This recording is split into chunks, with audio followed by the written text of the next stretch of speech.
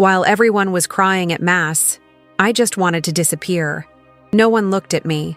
No one noticed I was there.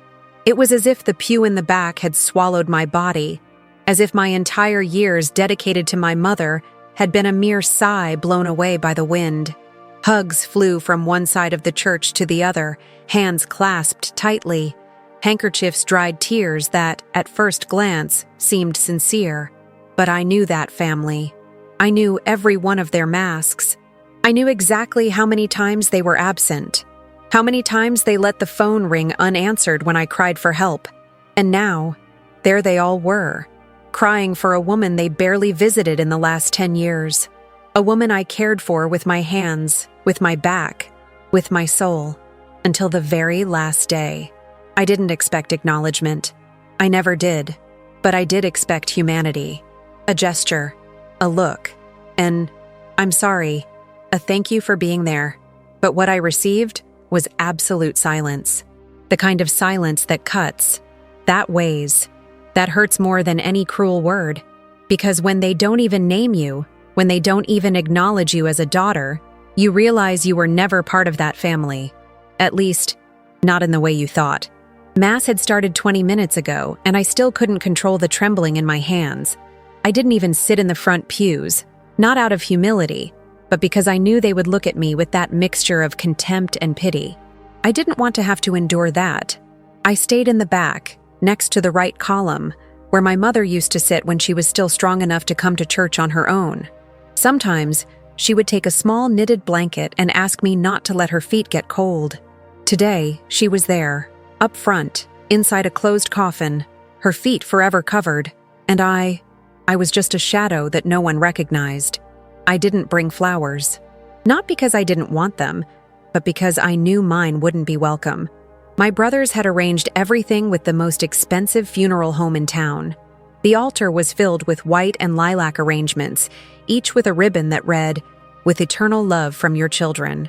A chill ran through me when I saw each of those bouquets. Not because they made me sad, but because I knew that behind every flower lay a lie. None of them were there when Mom lost her memory. None of them witnessed her panic attacks. None of them cleaned the vomit off the floor at 3 a.m. But there they were, decorating her farewell as if they had been part of the sacrifice. The priest's voice sounded distant. He spoke of unconditional love, of family, of dedication. Each word was a dart piercing my stomach. When he said, "This great mother who was cared for so lovingly by her children," I felt my chest tighten. He mentioned my siblings one by one, thanking them for their presence, their support, their dedication. When he finished the list, I waited. For a second, I waited to hear my name, just to confirm that I still existed. But no, nothing. Not a syllable, not a breath. It was as if I had never lived under the same roof, as if I had never spent the last 10 years cleaning the wounds of a mother who, at times, didn't even remember who I was. The sensation was so brutal that I had to grit my teeth to keep from crying right there. I didn't want to give them my tears. I wasn't going to give them that pleasure. I just closed my eyes, breathed slowly, remembered the days Mom would tell me, "Don't leave me alone." Remembered how she would hold me tightly when she felt her mind slipping away, when she was lost in her own body, and my voice was the only thing that brought her back. In front of the altar, one of my brothers spoke. With a learned speech, he talked about how important our mother was in his life, the values she taught them, the childhood stories we all shared. Listening to him made my stomach churn. That same voice had been missing for years. That same voice was the one that told me, "You knew what you were getting into," when I asked for someone to stay with Mom for a weekend. That same voice, now trembling with emotion in front of everyone, was the one that hung up on me more than once, without even letting me finish my sentence. My legs were shaking. I didn't know if I could stay seated until the end. I stared at the coffin and felt a lump in my throat. Not because of my mother's death. I had already mourned that wound in silence days before, in the empty room she left behind.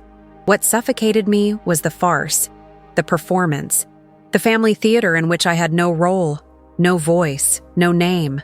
Someone behind me whispered, "Poor woman, so strong, always so quiet." I didn't know if they were talking about me or my mother, but that phrase cut through me like a knife. Yes, I was strong. Yes, I was silent, but not by choice. I did it because there was never room for my pain, because the love I gave had no audience.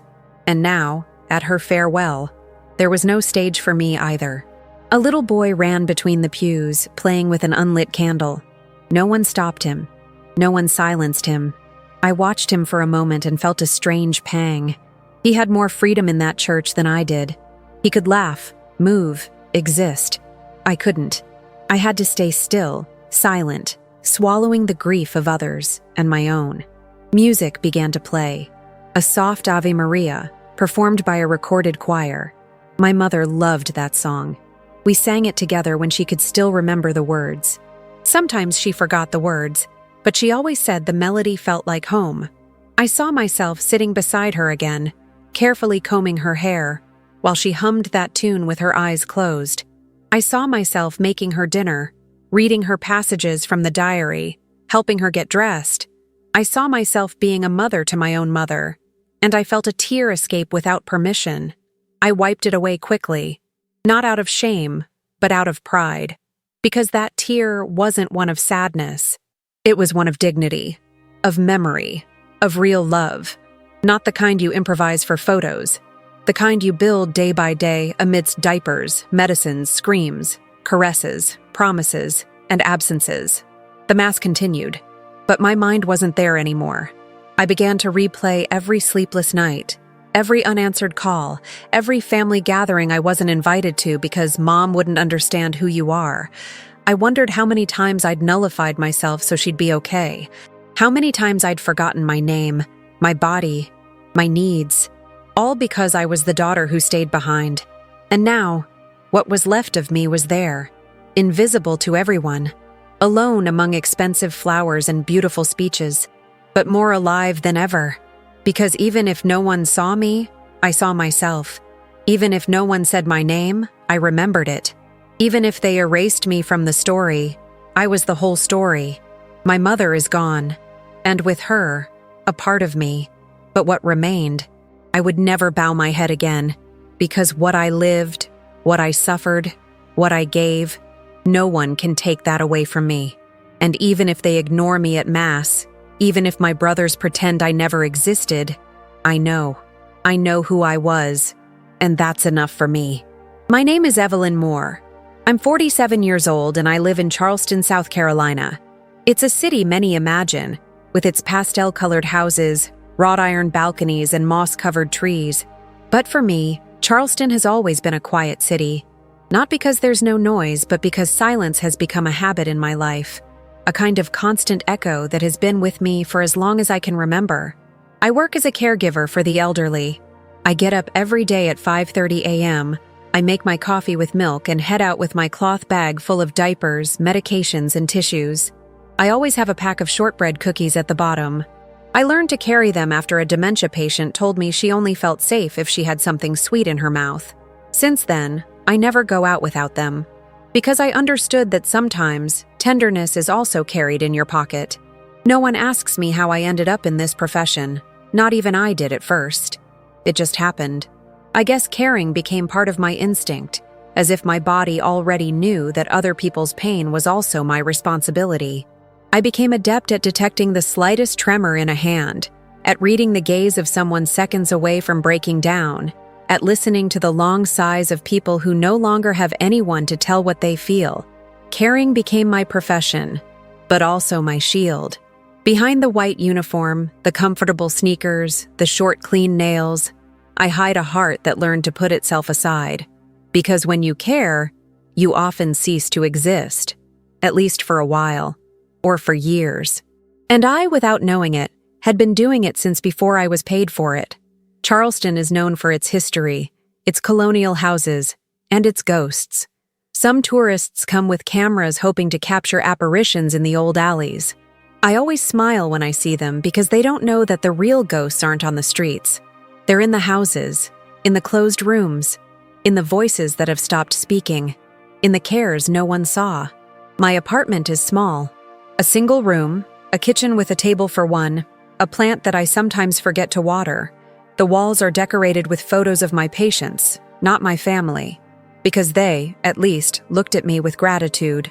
On my refrigerator is a note written by Mrs. Beatrice, an elderly woman I cared for 3 years before she passed away.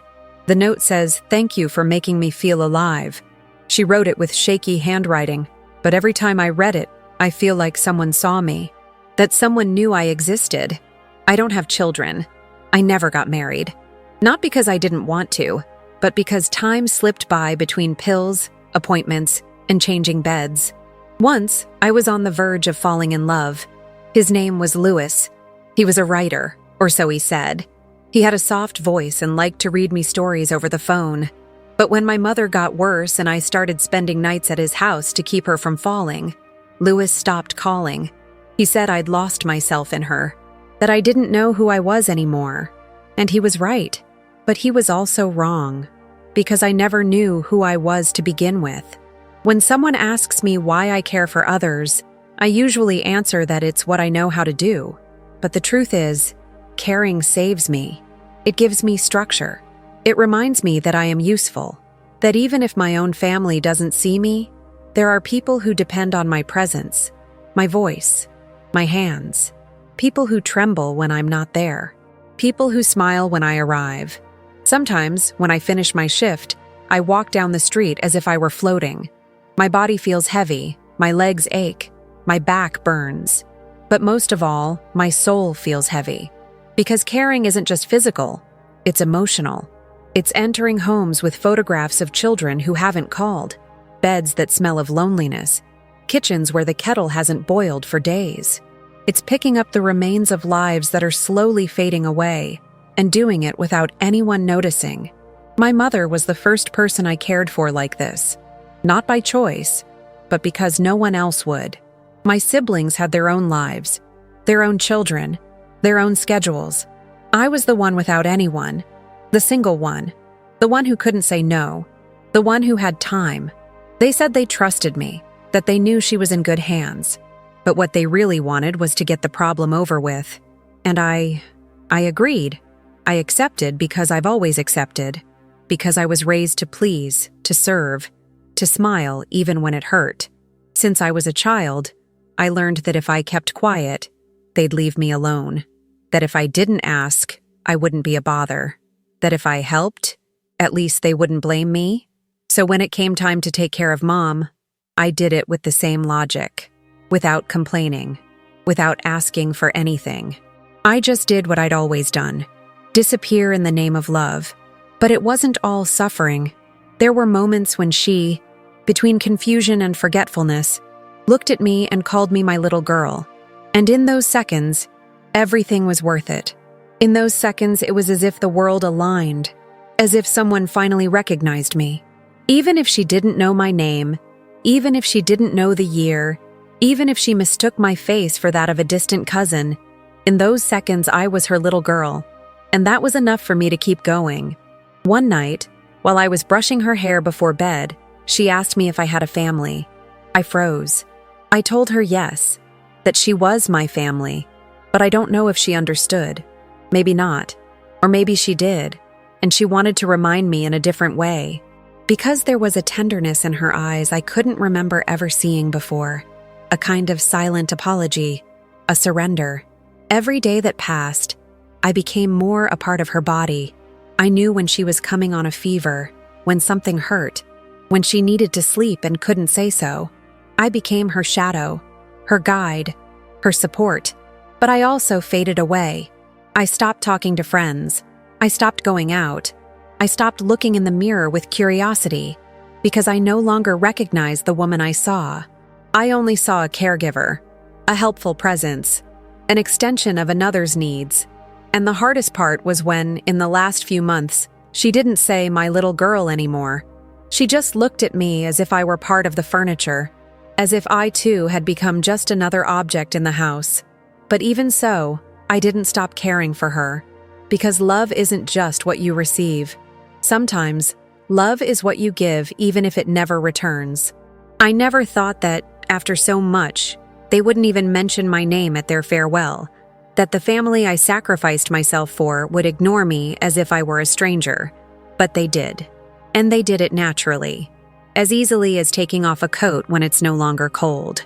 That's why I'm still here today, walking the streets of Charleston with my bag full of diapers, cookies, and wounds no one sees, but with the certainty that, even if they erase me, I existed, and I still exist.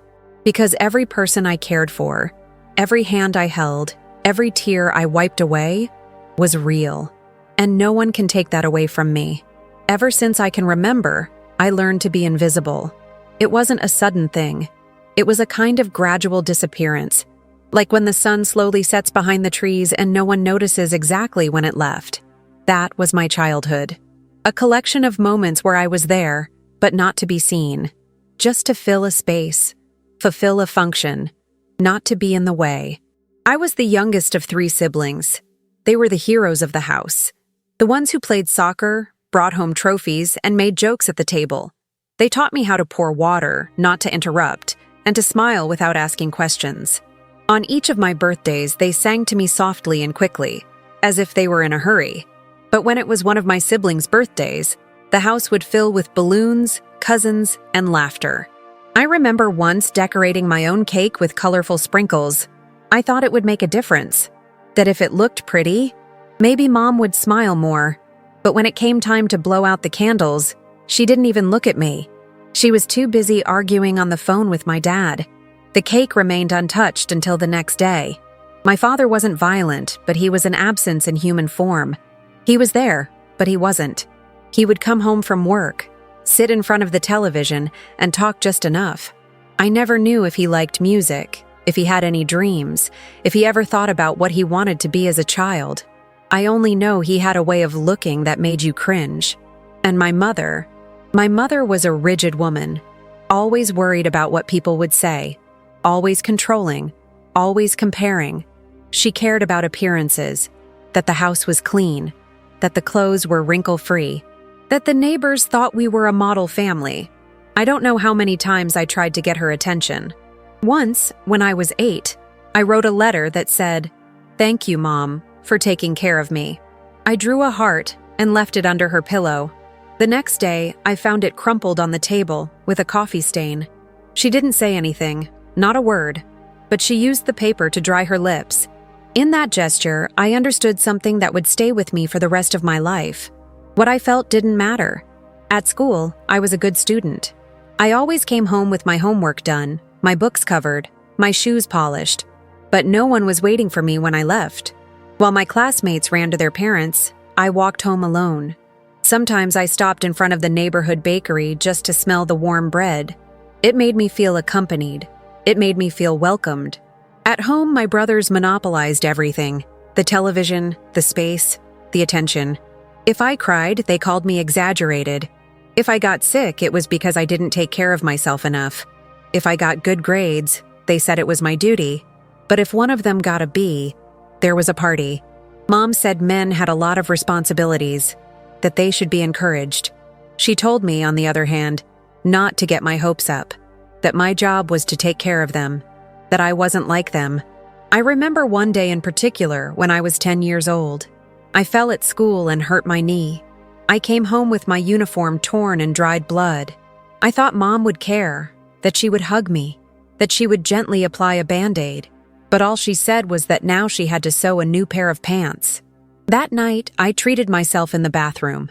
I washed the wound with cold water, and then sat on the floor with a towel so the blood wouldn't drip onto the floor. The silence hurt more than the wound itself. Sometimes when I tried to speak at the table, Mom would interrupt me. She told me not to be silly, that it was time I learned to listen. So I listened. I listened for years. I listened to the complaints, the arguments, the flattery that was directed only at my siblings. I became an expert at reading gestures, anticipating moods, and avoiding conflict, because I understood that if I didn't exist, no one would hurt me. But I also understood that if I didn't exist, no one would love me. I spent my adolescence as just another shadow in the house. While my brothers went out with friends, I washed the dishes. While they talked about their dreams, I cleaned the bathrooms. I learned to make coffee at 13. to iron shirts at 14. I learned to hear secrets I couldn't repeat. My friends at school told me my house looked like it belonged to another era. I just smiled. I never had a quinceañera. Mom said there wasn't any money. But for my younger brother's 16th birthday, they gave him a bicycle and a watch. I was given a new nightgown, pink, with flowers. I looked in the mirror and thought maybe this was the life awaiting me. A silent, invisible life, without witnesses. Sometimes, at night, I would sneak out to the backyard and lie down on the grass. I would look at the stars and wonder if somewhere in the world there was a family where I was important, where someone waited for me, where someone thought of me without me having to earn it. I would close my eyes tightly, as if wishing for it enough could bring it. I once dreamed I was on a beach. The sun caressed my skin and someone was holding my hand. I couldn't see their face. I only felt them speaking to me sweetly, telling me I deserved to be happy. I woke up crying, not out of sadness, but from the strangeness of feeling loved, even in a dream. For years, I took refuge in books. They were the only ones that spoke to me without judgment. I read hidden in the bathroom, in the basement, in the pantry. I read until my eyes burned. I fell in love with characters who existed only on paper, because they, at least, made me feel alive. One day, when I was 17, I accidentally heard my mom say that I would always be a burden, that I would never be like my brothers. That phrase was etched into my skin like an invisible scar. From then on, every time I achieved something, I did it with her voice echoing in my head. You're not enough. You never will be. And yet, I kept going, because despite everything, something inside me refused to give up. Something inside me believed that maybe one day someone would see me, not as the quiet daughter, not as the sister who serves the coffee, but as a complete woman, capable, worthy of love. And even if that day never came, I would keep trying. Because being invisible hurts. But discovering that you have light, even in the deepest darkness, is what allows you to breathe when everything else seems to fade away. The day Mom forgot where she was, I knew. She didn't say it with words. I saw it in her eyes. We were in the kitchen, and she asked me to pass her the salt. When I gave it to her, she looked at me as if she didn't understand what that little white jar was. She held it in her hands, turned it slowly, and then placed it on the table carefully, as if she was afraid of breaking it. She didn't ask anything. She didn't make any strange gestures. But that look was from someone starting to lose their way inside their own head. It was just the beginning. Over the following months, the signs multiplied. She repeated questions, confused the days, called neighbors by the name of my father, who had been dead for years. Sometimes she wandered into her own room, asking me if this was our house or if we were visiting. I tried to justify it. I told her I was tired, that we all forget things, that it was normal at her age. But inside me, the fear grew, a dense fear, silent, irrefutable. The diagnosis came one autumn morning. The doctor was a young, kind man with a gentle voice. He spoke clearly, but without embellishment. Alzheimer's disease, he said. Intermediate stage. Irreversible. Progressive. My mother, sitting next to me, didn't react. She just nodded slightly, as if I were talking about someone else. I felt something inside me break, an invisible but profound crack. It was the beginning of disembodied grief, an anticipated mourning, the loss of someone who was still alive, but was beginning to slip away in small doses. I called my brothers that same day. One was in Texas, the other in New Jersey. I told them everything, my voice cracking, hoping they'd at least show concern this time. They told me it was hard news, that they were sorry they couldn't be there, that their jobs didn't allow them to travel so easily. They asked me to keep them informed and hung up. There were no more calls that week, not the next, not the one after that. At first, I tried to manage everything from my apartment. I came and went every day, checking that Mom was eating, taking her medication, and making sure she didn't leave the stove on. But it soon became clear that she couldn't live alone anymore. One night, I received a call from the police. They'd found her walking barefoot down the street in her bathrobe at 2 a.m. She said she was going to buy milk. That was the last night she slept alone. The next morning, she packed her suitcase, not fully understanding why, and moved in with me. It wasn't a smooth transition. The first few days, she cried constantly. She asked about her home, her plants, her things. She said I'd kidnapped her. She yelled at me. She pushed me. She refused to eat. And then, as if nothing had happened, she'd ask me to hold her. It was like caring for a wayward child in an older woman's body. A fragile, scared child, but with moments of unexpected tenderness. Sometimes she'd stroke my face and tell me I was pretty. Other times she'd call me Mom. Over time, I left parts of my life behind. First, work. Then friends. Then, the little free time I had. There was no longer room for impromptu lunches or afternoons of reading. Everything revolved around her. Hours were measured in pills, diapers, naps, and mood swings. I learned to identify the exact tone of her voice when she was about to have a meltdown. I learned to calm her with old songs she used to hum while she cooked. I learned to wake up in the middle of the night just by hearing her get out of bed. My brothers came by occasionally, very occasionally. They'd arrive with bags full of cookies or expensive juice, take a picture with her, and leave saying how hard it had been to see her like that. They never asked how I was. They never offered to stay the night. I didn't insist. I learned not to wait. I learned that some absences hurt less when they're no longer named. The worst crises began a year after she was with me. Hallucinations, screaming, panic attacks. Sometimes she banged her head against the wall. Other times she accused me of trying to poison her. One morning she threw a plate in my face. It left a wound on my cheek that took weeks to heal. When I told my older brother, he told me I should be more patient, that I was just a confused old woman. He said it in that condescending voice he always used, as if I were the one overreacting, as if the sacrifice was taken for granted. The doctors suggested I hospitalize her, but every time I thought about it, something inside me broke. How could I leave her in the hands of strangers? How could I separate her from the only person I still remembered, even halfway? So I kept going, day after day, without pauses, without rest, without applause. The house was transformed. Where flowers once stood, there were now bottles of disinfectant. Where pictures once hung, there were now calendars with handwritten reminders. The kitchen became an emergency room. The bathroom, a battlefield. And my bedroom, a corner where I barely slept. Years passed. Years without vacations, without dates, without Sundays of rest. Years in which I became an extension of his body. Years in which I watched him fade, his gaze fill with fog, his skin become increasingly fragile. Years in which I also lost myself. And yet, I never stopped. Because in the midst of it all, there were small moments that made it all worthwhile. When he smiled at me for no reason. When he took my hand and held it tight. When he said, "I love you," even though he didn't even know who I was anymore. Caring for her was the hardest thing I've ever done.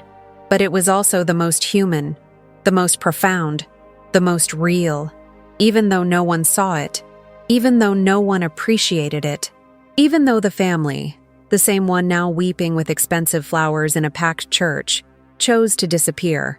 I didn't disappear. I stayed. I held. I embraced. And that, even though it pains them, can never be erased. There was one night in particular I've never been able to forget. It was one of those nights when tiredness becomes a physical burden. It wasn't just exhaustion. It was something denser, deeper, a mixture of pain, rage, and resignation that pooled in my bones. It was 3 a.m. Mom had been screaming for hours. She called for her mother, who had been dead for decades. She begged not to be locked up. She said someone was watching her from the ceiling. I soothed her. I sheltered her. I sang to her softly. But nothing calmed her. That night, she broke a lamp, urinated on herself, and spat at me. She scratched my arm and called me a thief. After that, she collapsed on the floor like a punished child. I remember lifting her with difficulty, dragging my feet, feeling my legs tremble. I carried her to her bed and covered her with her favorite blanket, the one embroidered with blue daisies. She fell asleep with a furrowed brow, as if even in her dreams she were trapped in a nightmare. I sat next to her, watching her, listening to her labored breathing, my cheek burning from the blow she'd given me. And then, at that moment, I broke down. I cried silently. No sobs, no drama, just tears falling one after another, as if my body knew I couldn't take it anymore. I thought about calling my siblings, dial their numbers, tell them I couldn't go on alone anymore, that I needed help, but I didn't, because I knew they wouldn't answer. Or worse, that they'd tell me I was overreacting, that I was being dramatic, that it was all part of the process. So I turned off my phone and took a deep breath. I promised myself I'd hold on for one more day. Just one more. I started keeping a diary. It wasn't a fancy diary. It was an old notebook with yellow pages and a worn cover. Every night after I put her to bed, I wrote down what had happened. Not just the events, but also what I felt. It was my way of not disappearing completely, of leaving a mark, of reminding myself that I too was alive amidst all that pain. On those pages, I wrote phrases like, "Today Mom called me by my name, and that saved the day," and "I don't know how much longer I can hold out, but I don't want to give up yet." There were good days. Few, but there were some. Days when Mom woke up smiling, ordered coffee with toast, and asked me if it was cold outside. Days when we sang old songs together, when she laughed at simple jokes, when she held my hand for no reason. Those days were like respites, like small miracles. I clung to them desperately, because I knew that the next day everything could break again. People don't understand what it means to care for someone who's slowly passing away. It's not just pain. It's also a form of wild love, a love that asks for nothing in return, that gives itself completely, that sustains even when everything is burning. It's watching the person you knew disappear, but still loving them just the same, even if they forget you, even if they reject you, even if they yell at you. And it's also fear, constant fear, fear that he'll fall, fear that he'll drown, fear that one day he won't wake up, fear that he will wake up and not know who you are, fear that he'll escape, that he'll get lost, that he'll hurt you or be hurt. Living like this is like always walking on glass, with your body tense, with your senses alert, without rest. Guilt is also part of the package. Guilt for feeling like you can't take it anymore. Guilt for wanting it all to be over.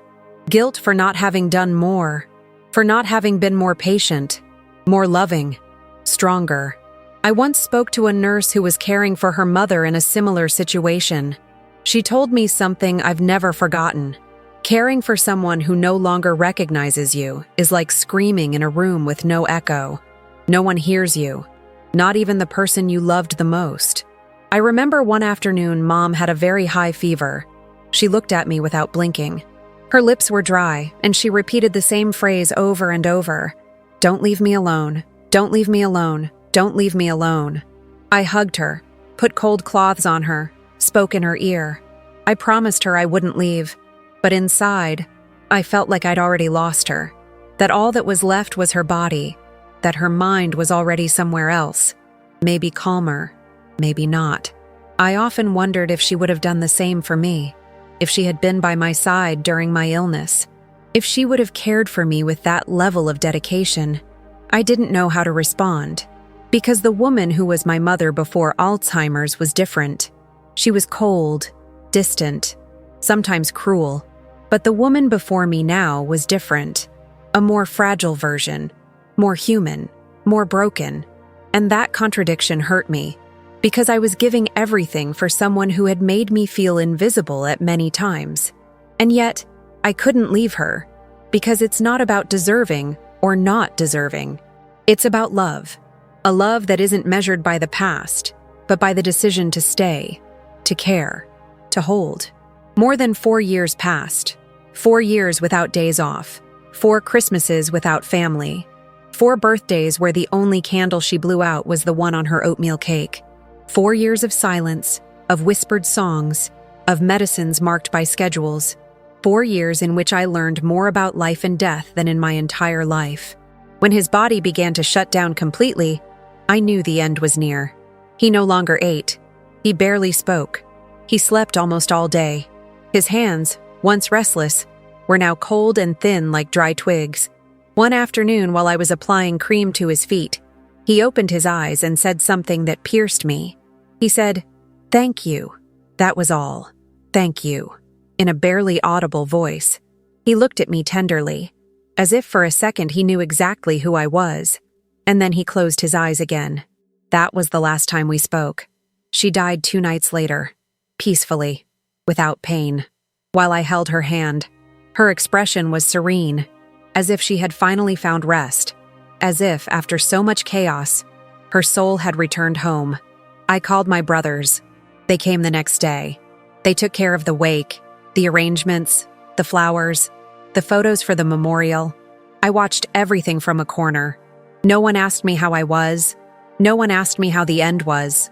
They just told me things like, "At least she's not suffering anymore," or "You did what you could." What I did was much more than that. What I did was stay, love in silence, resist in the shadows, be my own mother's mother, be the voice, the hands, the feet, the memory, be everything. And now, suddenly, I was nothing, at least to them. But deep down, I knew the truth, that even if they erased me from the story, I was the beginning, the middle, and the end of that tale.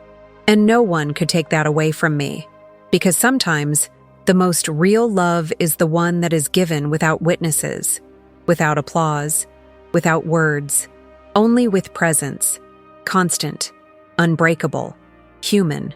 The seventh-day Mass was in the same church where I was baptized, an old chapel made of light wood, with stained glass windows that let in the light as if each ray were a caress. I sat in the back row, not out of shyness, not out of shame. I sat there because no one left me space in the rows ahead. The rows where my brothers, their wives, their children, the distant cousins who barely remembered Mom's face, sat. They hugged each other. They cried with their eyes wide open, as if searching for witnesses. They consoled each other as if they had been by their side every day. And I, who had been their hands, their feet, their memory for years, was just another shadow among the wooden pews. I arrived early. I sat alone. No one greeted me. No one looked at me. No one asked how I felt. I was wearing the black dress I'd worn to the funeral, the same one I'd hung up 3 days earlier, carefully ironed as if somehow that garment could contain the dignity I'd been denied. I carried an old photo of Mom in my purse, one where she was still smiling, one of those we took together in the park, when the sun still warmed her skin and didn't confuse her. I didn't take it out of my purse. It seemed to me that memory was mine, only mine, and I didn't want it to be desecrated with empty words. During the ceremony, the priest spoke of Mom's life as if she had been a saint. He spoke of her dedication, her faith, her role as a mother. He said she had raised a united family, that she had left a legacy of love. I clenched my fists, not out of anger, out of helplessness, because that story was a lie, or at least an incomplete version, the part that isn't told, because no one mentioned the silences. No one spoke of the daughter who sacrificed her life so that this woman could have a dignified end. No one mentioned my name. At the end of the Mass, as the last song played, I saw my brothers approach the altar. They left white flowers. They held hands. One of them even kissed the urn. The other's eyes were red. The children played in the aisles as if they didn't understand that there, in that place, a story was ending. I remained seated. No one invited me closer. No one offered me a flower. No one included me in the final scene. When we left the church, the sun was intense. The air was thick with cheap perfume and cliches. "I'm so sorry. What a great loss. She was a great woman." I walked behind her, as if I didn't belong, as if I were a nurse who had accompanied the family out of duty, a stranger, a background figure. On the sidewalk, the hugs began, a parade of feigned gestures, of exposed tears, of hands that shook without feeling. I saw my older brother hug his sister-in-law tightly. I saw my younger brother caress his wife's shoulder as she feigned comfort. I saw the aunts, the ones who hadn't called in years, hug each other with a devotion that only appears in tragedy. And me, no one hugged me. I stood there for a few minutes, pretending to search for something in my bag. The photo was still there, untouched, as if waiting for a moment that would never come. I looked around. I saw everyone getting ready to go to my brother's house, where they would have a get-together after Mass. I heard one say he'd bought wine. Another talked about the menu. No one asked me if I wanted to go. No one told me what time. No one guessed that I, of all people, should be there. That's when I understood. To them, I wasn't family. I was a functional figure, someone useful while Mom was alive, a solution, a saving grace, an unpaid employee, a disposable body. But now that she was gone, I had no place either. I crossed the street slowly. I walked aimlessly for a while. I passed the house where we grew up, the house I took care of for so many years. The curtains were drawn. The plants were dry. I felt a pang in my chest, because that house, which had witnessed all my sacrifices, now seemed foreign to me too. I arrived at my apartment and sat on the floor. I wasn't hungry. I wasn't sleepy. I had no strength. I just opened my purse, took out the photo of Mom, and stared at it for minutes. I remembered the afternoon we took it. She was confused that day. She didn't know what year it was. She mistook me for her sister, but when she saw the camera, she smiled. That smile was real, genuine. For a second, it was her. I made myself some tea. I sipped it slowly, in silence. I thought about what I had given, what I had lost, what had been taken from me. But above all, I thought about what remained, my dignity, the certainty of having been there, of having supported, of not having fled. Because caring isn't just a task, it's a way of being, of loving, of resisting. People like me don't have statues. They don't receive tributes. They don't appear in speeches. But we're the ones who hold the world up when others disappear. The ones who wipe away other people's tears while our own dry on their own. The ones who break inside without making a sound. That night, before going to sleep, I wrote in my notebook again. Just one sentence. Today I understood that family isn't always the one that carries your blood. Sometimes it's the one that remains in your memory when everyone else forgets you. I closed the notebook. I turned off the light. And for the first time in weeks, I slept without dreaming about her. Because she didn't need me anymore. But I still had me. The days following Mass were the quietest I'd experienced in a long time. Not because of the lack of external noise. The world continued with its hustle and bustle. Cars passed by, neighbors argued over the television volume, children played in the hallway. But inside me, everything had died down. It was a thick silence, not the kind you seek to rest. It was a silence that pulls you inward, that forces you to look at things you don't want to see. For years, my routine had revolved around her. Getting up, making breakfast, changing diapers, telling her the same stories over and over, giving her medicine at the exact time. Every action was charged with purpose, an urgency, a duty. And now there was nothing. The bed was still empty. The medications remained in the cupboard, like useless witnesses to a war that had ended. I tried to clean the house, rearrange the furniture, remove her scent from the pillows, but something resisted, something that lingered on the walls. It was as if she were still there, not with her body, but with her absence. Because absence also weighs. It also breathes. It also looks at you when you cross the dark hallway. My siblings simply returned to their lives, to their jobs, their bills, their social commitments. They each sent me a message, each with short phrases. Thank you for everything. You were very brave. Take care of yourself.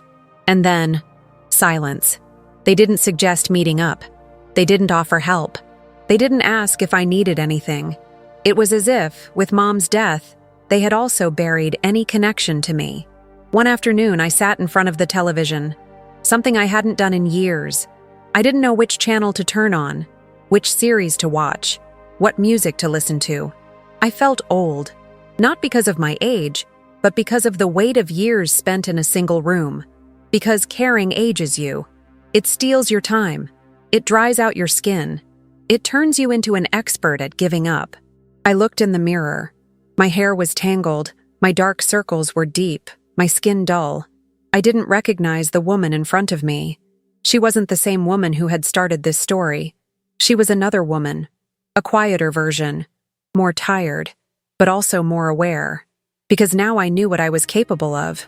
I knew I had loved to the limit, that I had given without expecting anything, and that, even if it couldn't be seen from the outside, was a form of victory. One night I woke up crying, not from pain, but from emptiness, as if my body had suddenly realized it had nothing left to do.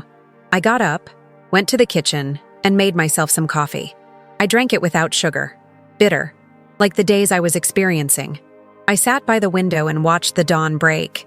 The sky turned orange. The birds began to sing. The wind gently rustled the leaves. For the first time in weeks, I felt something resembling peace. I thought about my childhood, my school years, the times I dreamed of a different life. I wondered if I still had time, if I could reinvent myself, if I could rebuild myself after being just someone else's reflection for so long. And that early morning, I decided on something small, but powerful. To start walking. Not for exercise, not for health. Walking to get outside, to see the world, to put one foot in front of the other and remember that I was still alive. The first day, I walked to the park on the corner. The second, 2 more blocks. The third, I discovered a new coffee shop. I sat at a table, ordered a mint tea, and watched the people. Couples arguing, mothers playing with their children, old people reading the newspaper.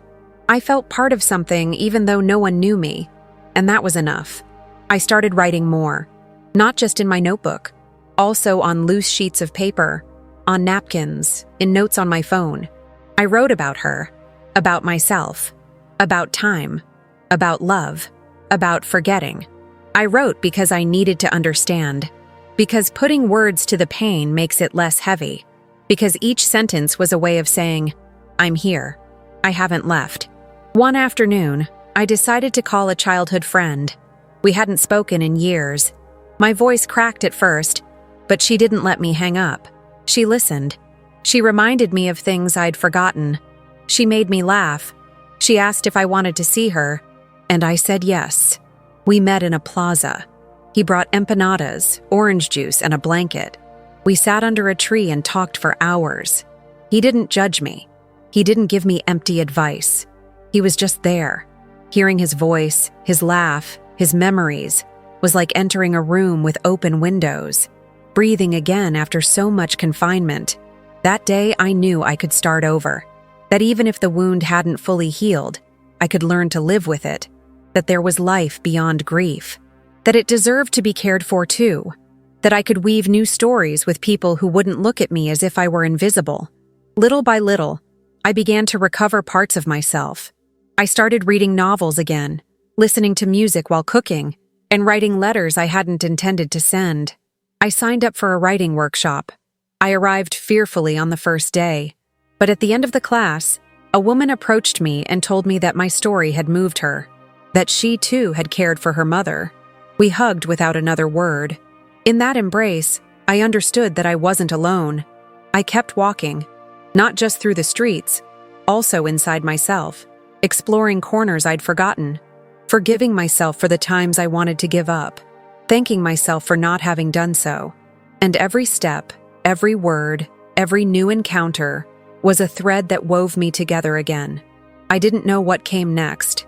I didn't have a plan, but I wasn't afraid of not having one anymore, because I finally understood that living wasn't about having everything figured out. It was about moving forward despite the losses, despite the pain, despite the absence. It was about looking in the mirror, recognizing the scars, and continuing to love, for oneself, for others, for life, just as it is. One day, while walking through the park, I saw a woman pushing a wheelchair. In it sat an elderly woman, her gaze lost in space, wrapped in a thick blanket. The scene hit me with unexpected force. It was like looking at myself from the outside, as if someone had projected my life onto a silent screen and forced me to relive it all at once. I stood there, motionless, as I felt a mixture of sadness and tenderness wash over me. The woman stroked the elderly woman's hair with infinite patience. She spoke in her ear, though she didn't seem to receive a response. And I, for a moment, was both, the one pushing and the one being pushed. It was at that moment that I realized that what I experienced wasn't just a personal story. It was something broader, deeper, an experience that many women live in silence, caring, supporting, postponing their own lives so that others can move forward. And they do it without cameras, without witnesses, without diplomas. They do it because they feel they have no other choice. Or because love, although it sometimes hurts, is also a form of belonging. That same afternoon, I decided to do something that was very difficult for me. Sort through my memories. I opened the closet where her things were still. Her neatly folded sweaters, her scarves smelling of cologne, her shoes with worn soles. Everything was still in its place, as if at any moment she was going to open the door and say it was cold. I sat on the floor and began taking out one item after another, not in a hurry, not with anger, with respect, with love. Each item told me a story. The blue dress she wore on my 20th birthday, the nightgown we spent so many sleepless nights in, the handkerchief embroidered with her initials, which I always carried in my purse even though I no longer remembered why. I decided to donate most of it to a nursing home where I knew they'd be put to good use. But I kept a few things, small heirlooms that were of no value to anyone else, an antique brooch, a notebook with recipes no one cooks anymore, a postcard I once wrote to her, which she treasured. I kept everything in a wooden box. I closed it with a red ribbon, and I put it at the top of the closet, not to forget her, but to remember her without pain. As the weeks passed, I began to notice subtle changes in myself, small gestures I didn't have before, smiling when I woke up, making breakfast with music playing in the background, reading a book without looking at the clock. I discovered I had regained time. That time I used to measure in medications and diapers was now mine. And although at first I felt guilty about enjoying it, I soon realized that I also deserved to live, not just survive. One Sunday afternoon, I returned to the church. Not the one where Mass was held. Another one, smaller, simpler. I went in and sat in the back row. There was silence, peace. I stayed there for a long time, without praying, without thinking about anything concrete. Just breathing, gazing at the stained glass windows, the light that timidly filtered in, the soft echo of the footsteps of those arriving. I closed my eyes, and for a moment I felt she was with me. Not like before, not sick, not confused. I felt her essence, that part of her that now lived inside me. That day I understood something fundamental, that loving is also letting go, that it's not about clinging to what was, but rather honoring what I've experienced from a different place. I no longer needed to carry everything. I could let go. I could forgive myself for what I didn't do. I could be grateful for what I did do. I could begin to build from emptiness, not as a loss, but as a new space. I decided to write my whole story, not just in a notebook, on clean, organized sheets of paper with dates, with details. I wanted to keep a record, not for ego, not for glory, but so that other people could see themselves reflected, so that they wouldn't feel alone, so that they would know there is a way out, even if everything is dark at first. I published the first excerpt on a simple blog, without much pretension, just a title and a few sincere words. The response was unexpected. Women from different places wrote to me. Some told me their own stories. Others simply expressed their gratitude. One told me that my words had made her cry after years of not doing so. Another confessed that she had felt heard for the first time. And then I knew that even the most intimate pain can be transformed into a bridge, that what we keep silent can also heal if it becomes a voice.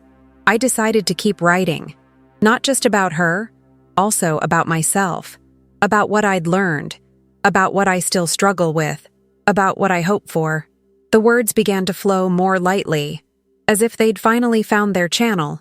Each text was a stepping stone, one more step toward that version of me that was emerging from the shipwreck. One afternoon, while I was writing, a neighbor knocked on my door. She brought me a cake.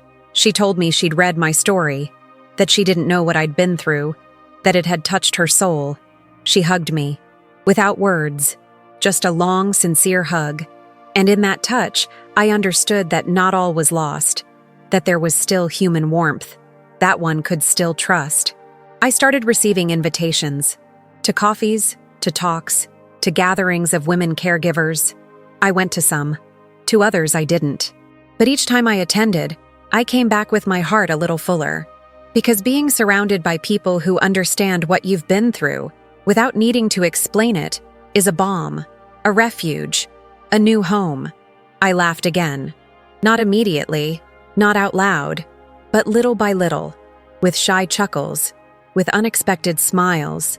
I rediscovered the pleasure of a leisurely conversation, of a walk with no destination, of a coffee with no agenda. Because sometimes, what heals the most isn't forgetting, but the permission to move on. I learned to talk about her without crying, to remember her without fear, to understand that true love doesn't disappear. It transforms. It remains in gestures, in silences, in small decisions. In every time I choose tenderness over anger. In every time I care for someone, even myself. My mother's death didn't leave me empty. It left me full of questions, yes, of absences, of tiredness.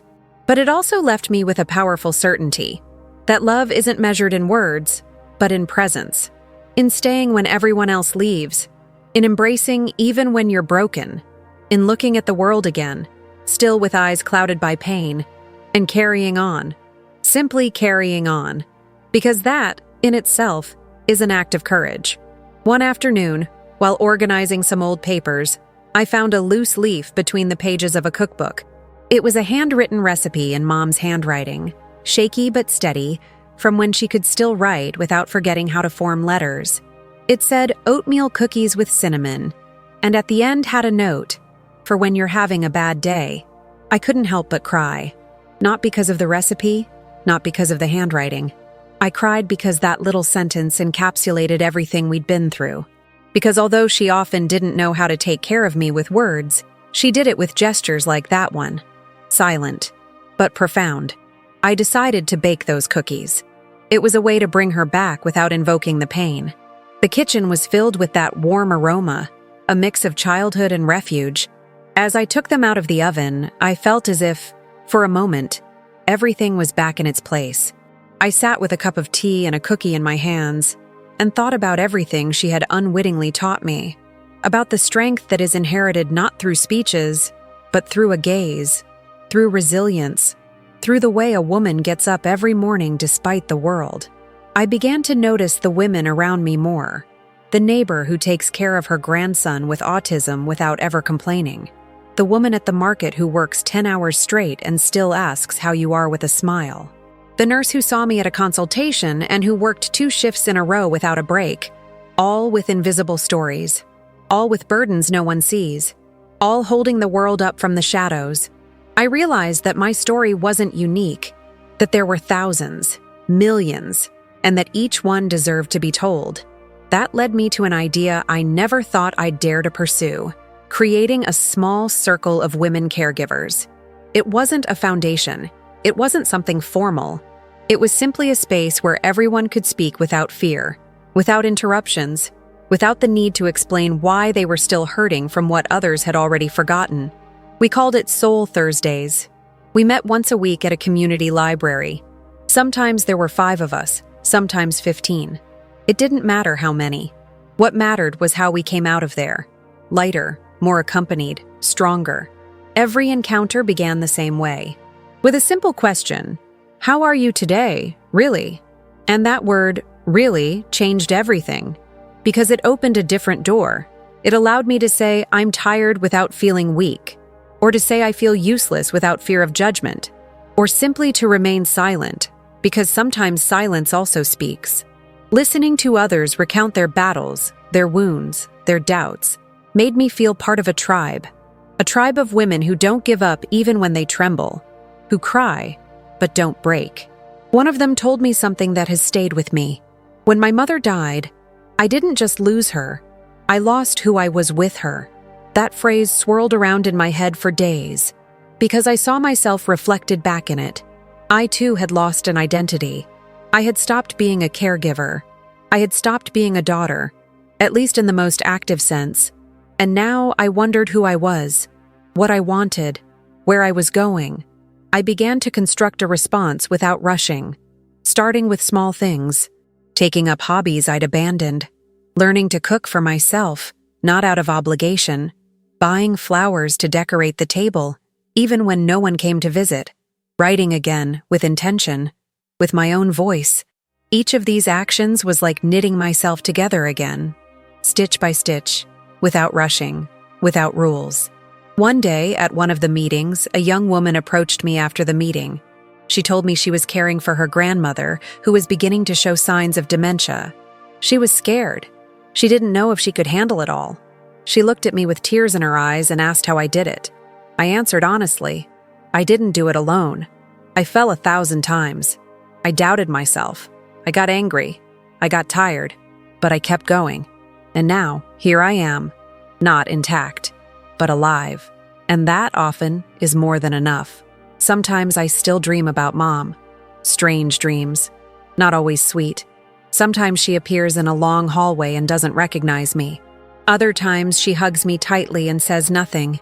But in all those dreams, there's one constant, a sense of closure, that even though the pain remains, it no longer defines me, that I can look at her memory without sinking, that I can move on with my life without betraying her. I also understood something I had a hard time accepting, that forgiveness doesn't always mean reconciliation. I never saw my siblings again, not because I didn't love them, but because I chose to take care of my peace. Because there are bonds that hurt more than they heal. Because I learned to set boundaries, to say no, to recognize that I too deserve care, attention, and respect. I started walking through other neighborhoods. I started meeting new faces. I started letting life surprise me. One day, while I was walking through a used book fair, an older woman offered me an old novel. She told me that book had once saved her, that words have the power to rebuild what life breaks. I bought it. I read it that same week, and I realized she was right. Words heal. So do sincere bonds. Time doesn't erase, but it transforms. And pain, when embraced instead of hidden, becomes lighter.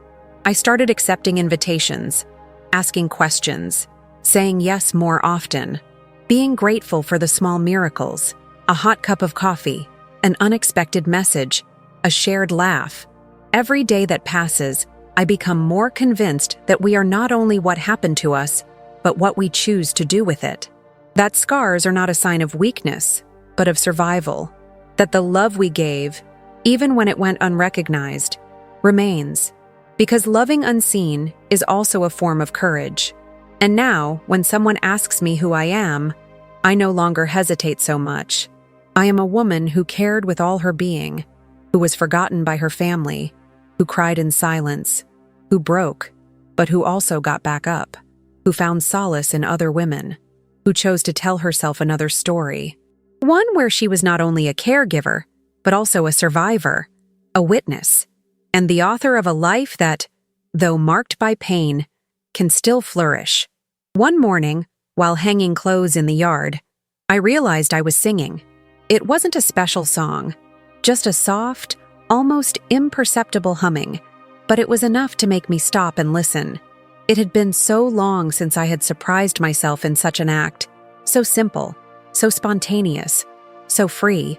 I stood for a moment watching the sun filter through the white sheets, the wind moving them as if they were dancing. I closed my eyes and let the breeze caress my face. In that instant, I understood that I had begun to heal. Healing didn't come like a bolt of lightning. It wasn't a shout of victory. There were no applause or lights. It was rather an accumulation of small, everyday gestures. The coffee I lovingly prepared, the book I read attentively, the way I looked at myself in the mirror without looking away. Simple things I used to do automatically, or worse, without doing them for me. Because caring for another person often forces you to relegate yourself to the background. And regaining that first place isn't easy. It's done little by little, with patience, with tenderness toward oneself. I started going out more often without having to make excuses.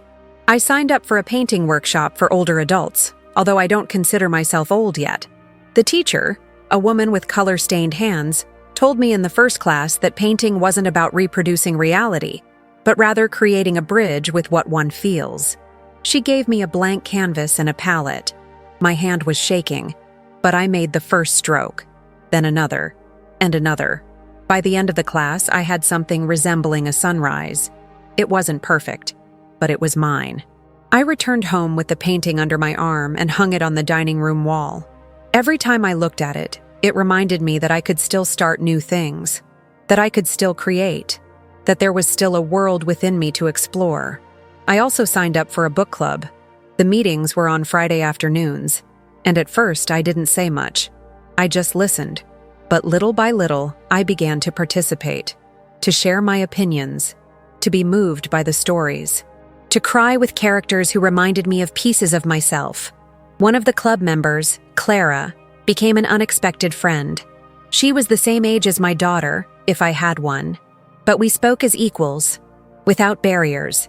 She invited me for walks, for coffee, to see art exhibitions. She taught me how to use cell phone apps, showed me how to make video calls, how to listen to podcasts. I learned that it's never too late to discover new ways of being in the world.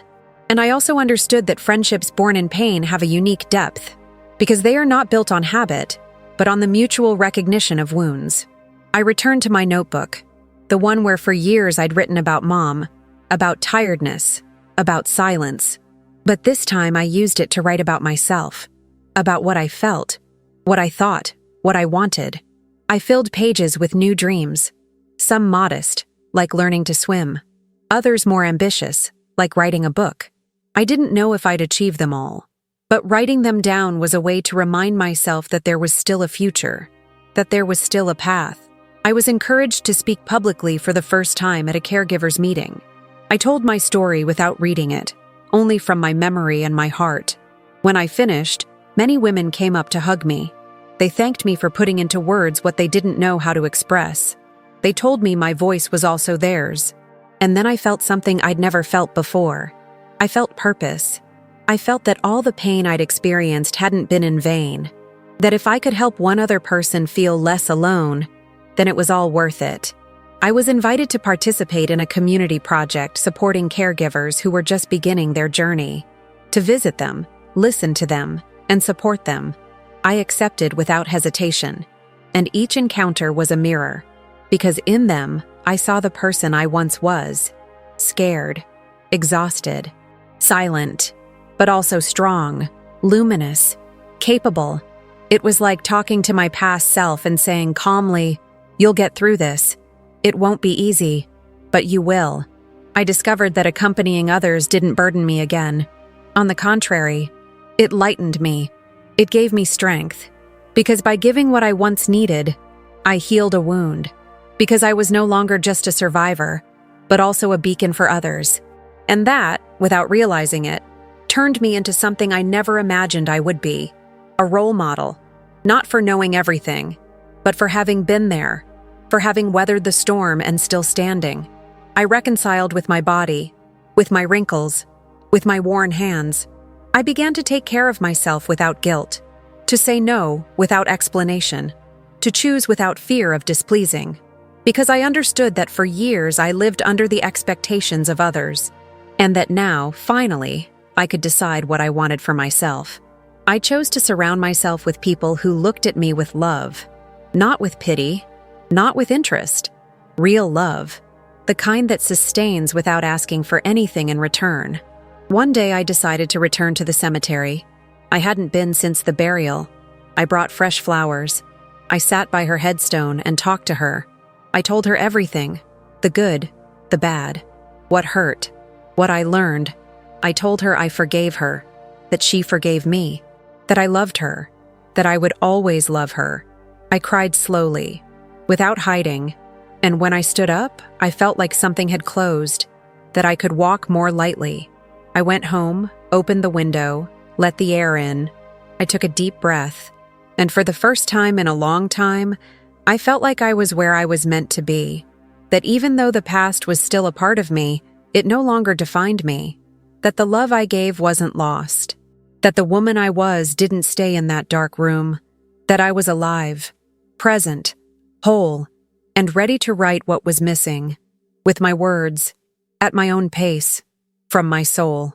One morning, while organizing papers in a forgotten box at the back of the closet, I found a photograph I had almost erased from my memory. It was an image taken many years ago, at a Christmas when we were all still pretending to be a functional family. Mom was in the center, surrounded by my siblings. I was to the side, almost out of frame, with a tense smile and eyes that already knew the silence of rejection. I looked at that photo for a long time, not with resentment, but with the certainty that something inside me had changed forever. For years I wondered why the love I gave went unrecognized. Why carry everything with no one reaching out? Why the invisibility? Why the abandonment? But looking at that photo, I realized the answer wasn't in them. It was in me. In how I had grown accustomed to receiving emotional crumbs. In how I had learned not to ask, not to bother, not to take up space. As if loving were synonymous with disappearing. That realization was hard, painful, but liberating, because it forced me to look inward with brutal honesty. I wondered when I had begun to believe I deserved so little, and the answer took me back to my childhood, to the days when I tried to please Mom with drawings, with good grades, with silence, to the days when hugs were given out of obligation and sweet words were as scarce as bread in times of war, to the days when I understood that being seen required sacrifice. Then I understood that my way of caring for Mom wasn't just love. It was also a way of begging for affection, a last hope that, by being there in her worst moments, she would finally look at me with tenderness, finally say what I needed to hear, finally name me as her beloved daughter. But that never happened. At least not the way I expected, and accepting that was a wound that took a long time to heal. I wondered if everything I did would have been different if I'd done it from a different place. If instead of seeking recognition, I'd simply acted from freedom, from choice. And I discovered that, although the origin was complex, the outcome was true. Because love, even that born among ruins, is still love. And no one can take that away from me. I started writing a letter to Mom. Not a letter to send, but to say what I never said. What I kept quiet out of fear, out of respect, out of habit. I told her about my childhood, about my loneliness, about the times I needed a word from her and only found silence. I told her how much it hurt to have lost her without ever having her completely. I told her I didn't blame her, that I know she also carried her share, that she was also the child of abandonment, that she also learned to love through scarcity. Writing that letter was like emptying a room full of dust. Old, trapped, stale emotions came out. But when I finished, I felt like there was more air, more space, more light. I didn't keep it. I burned it in the garden next to some dry leaves. And as the flames rose, I felt something inside me also being consumed. Not to disappear, but to be transformed. I began speaking at caregiver meetings about the importance of recognizing one's own worth, of not expecting applause, of not measuring love by the responses we receive, but by the peace with which we can look in the mirror. I told them that there are acts of love that no one sees, but that still dignify us. That recognition doesn't always come from outside. That sometimes, it's enough to know that we did the right thing, even if the whole world denies it. One of the women hugged me at the end of a talk and told me that for the first time, she felt her story made sense, that it was no longer just suffering, but also courage. She thanked me with tears in her eyes, and in her eyes, I saw many others, all the women who rise without knowing how, who care without being cared for, who love without being named. And I knew that somehow we were all united by an invisible thread. A silent but powerful sisterhood. I began to feel more comfortable with silence. It no longer hurt so much that my siblings didn't call, that no one asked how I was. Because I understood that their absence doesn't define my worth, that their indifference doesn't erase what I once was, that some losses are chosen, and that sometimes letting go is also an act of self-love. I reread old letters, old diaries. I reconnected with the young woman I once was. the one who dreamed of traveling, of writing, of falling in love without fear. And I promised her something, that even though her path had deviated, even though her voice had often been silenced, she could still fulfill some of those dreams. She could still love herself. She could still be happy, because it's never too late to start over. I reorganized my house, not just the furniture, but also the energy. I threw away things I no longer used. I gave away books. I painted the walls a light color. I hung new pictures. I planted flowers on the balcony. And each of those actions was like telling the universe I was ready to live from a different place, to love without burdens, to breathe without fear. One night, as I looked out the window at the moon, I felt a peace I'd never known before. It wasn't euphoric joy. It was something deeper, more serene, a certainty that everything I'd experienced, even the most painful, had brought me here, to that moment when the pain no longer dominated, when the wound no longer bled, when I could say without trembling that I was at peace with my story. And I knew that peace didn't come from forgetting, or from justifying. It came from having gone through everything without giving up, from having looked loneliness in the eye, from having held a mother who didn't always hold me, from having found my voice amidst the rubble, and from having chosen to live, not as a victim, but as the author of my own destiny. Because even in the darkness, I kept walking. Even without applause, I kept giving. Even without being seen, I kept loving. And that for me is the greatest victory. Sometimes I wake up before the clock strikes, with that stillness that only exists when the world hasn't yet woken up. And in that gentle silence, I realize how much has changed. I no longer wake up with the weight on my chest that used to accompany me like a second skin. I no longer walk around dragging an invisible sadness. Not because the pain is completely gone, but because now I know how to live with it. I embrace it. I acknowledge it, but I don't let it rule my life. I've learned that healing isn't forgetting, but transforming. That it's not about erasing scars, but rather understanding them as part of my history. That some goodbyes hurt a lifetime, but they also teach us to value what remains. I've made peace with my decisions, even the most difficult ones.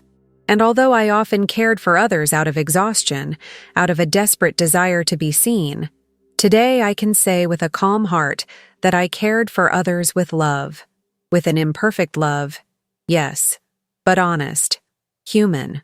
To all the people who have ever felt invisible in the midst of a family that applauds those who shine and forgets those who support, I want to say something I wish I had heard. Your worth doesn't depend on the recognition of others. You don't need permission to exist, to feel, to cry, to set boundaries. You are enough. And you deserve a life where you are the protagonist, not just a silent caretaker of other people's plight. Today, I look at my reflection with a different perspective. I don't seek approval. I don't seek validation. I only seek truth. And my truth is this: I survived. Not like a marble statue that endures without breaking, but like a flower that, despite the storms, blooms again. Perhaps more wrinkled, more humble, wiser, but always alive, always growing. To those of you listening to this who feel that loneliness is too much, I want to embrace you from here with sincere words. You are not alone. You are not alone. There are many people out there who share that same emptiness, that same wound, that same desire to be seen, heard, understood. And even if the road seems long and rocky, I promise you it's worth continuing.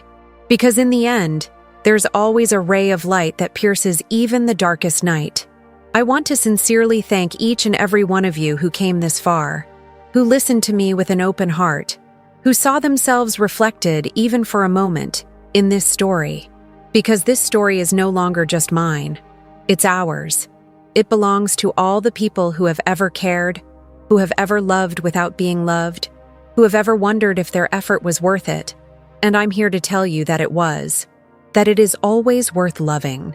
That it is always worth resisting. That it is always worth starting over. Thank you for joining me on this journey, for supporting me with your presence, with your attentive silence, with your sensitivity. Every view, every comment, Every subscription is like an outstretched hand in the middle of an empty room. And believe me, that has immense value. You're not just watching a video. You're part of something much bigger, a web of stories that intertwine, that embrace, that rise together.